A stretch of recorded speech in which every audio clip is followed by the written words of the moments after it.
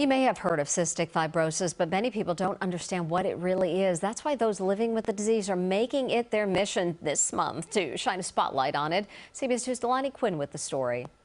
Melissa Schiffman was diagnosed with cystic fibrosis, or CF, when she was 7, and her young life only got tougher as she got older.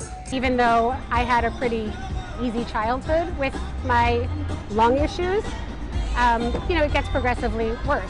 So my experience was mostly with my sinuses. I had 13 sinus surgeries. Growing up, my lung function started decreasing. CF is a genetic disorder that causes persistent lung infection and, over time, limits your ability to breathe. It's something that I have to deal with every day. I wake up and I can never just run outside and grab a coffee. I have to do my vest, which is airway clearance, and that takes an hour in the morning and an hour at night. She is now 48, an age some with CF never reach, including her own brother. My brother passed away from cystic fibrosis when I was 14. We need to raise awareness so that we can fundraise so that we can all live, better, healthier lives. So the month of May is dedicated to CF awareness. CBS 2 is a proud sponsor of the Great Strides Walk, held this year on May 15th at the South Street Seaport, and I had the honor of emceeing.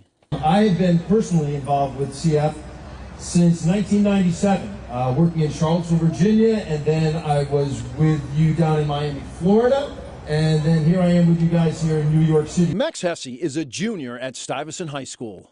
I was diagnosed with it when I was 2 weeks old, and since then I've been pretty much doing two sets of treatments a day, a 30-minute one every morning and a 40-minute one every night. His mom, Marla, is a CF Foundation board member. The mother-son duo is determined to help educate the public, one step at a time.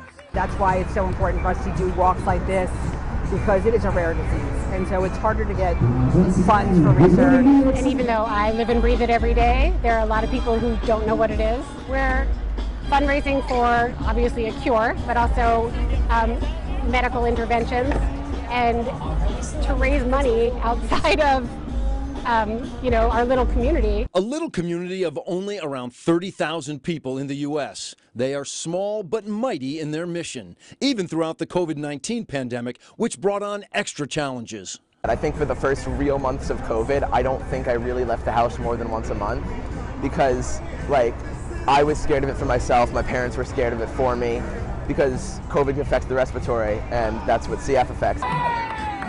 But with vaccines distributed, the CF community was finally able to safely unite outdoors for the first walk since before the pandemic. It feels wonderful to the staff that have been working remotely, staying in touch with our families. Our families are our lifeblood, and that's who we work for. We raise money for research, for drug development, all for the purpose of extending life for the families. It feels really amazing. CF families hope awareness and fundraising does not end in May. They believe this month is the step in the right direction. If you would like to join in on the fight, you can go to our website, cbsnewyork.com.